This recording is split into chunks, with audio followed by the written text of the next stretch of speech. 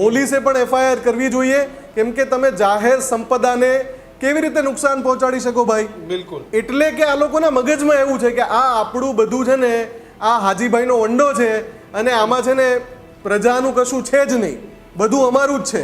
આ સત્તાનો ઘમંડ પણ બતાવે છે. આ જે તે રાજકીય પક્ષની ઓથ હેઠળ આવા કેટલાક અસામાજિક તત્વો છુપાઈને બેઠા છે, એ પણ ઉઘાડા પડી ગયા છે. અને આ બધાને એવો સબક શીખવાવો જોઈએ કે ક્યારે હવે પછી ચૂંટણી લડવાનું નામ જ ના લે. બિલકુલ. વિનોદ, પણ તમે થાંભલા ઉખેડી નાખો, તમે ગામના સોલર ઉખેડી નાખો. એક ભાઈને તો જેને શકીલનું નામ દીધું, શકીલના બાપુજી કઈક ઓલા પાણી ચાલુ કરતો તો ચાવી લઈને બોલ્યો કે ગામના પાણી જ ન મળે.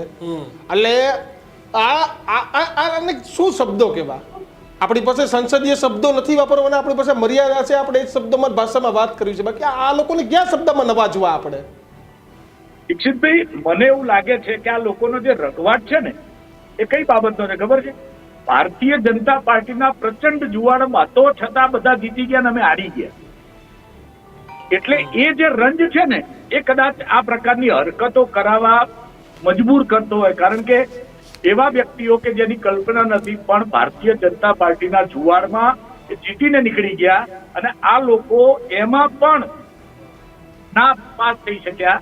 એટલે કદાચ એ પ્રકારના રઘવાટના કારણે હવે સૌથી મોટી જવાબદારી એ પક્ષના વડાની બને છે કે એમને અત્યારથી ઢંઢોળીને કહી દે કે જો ખબરદાર કોઈ આ પ્રકારની હરકત કરી છે તો.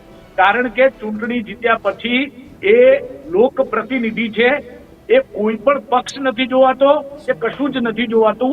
દરેક વર્ગનો, દરેક વિસ્તારનો અને દરેક વ્યક્તિની જરૂરિયાતો પૂરો કરવી એમની જવાબદારી છે. એટલે સૌથી મહત્વની વાત એ છે કે આ લોકોએ જે ઓછી હરકત કરી છે એ એક તો પહેલા એમની જે જાત છે ને બતાવી દીધી છે. એ વ્યક્તિ તરીકે એમને શરમજનક ઘટનાઓ કરી છે, એ વ્યક્તિએ શરમથી ડૂબી મરવાની જરૂર છે.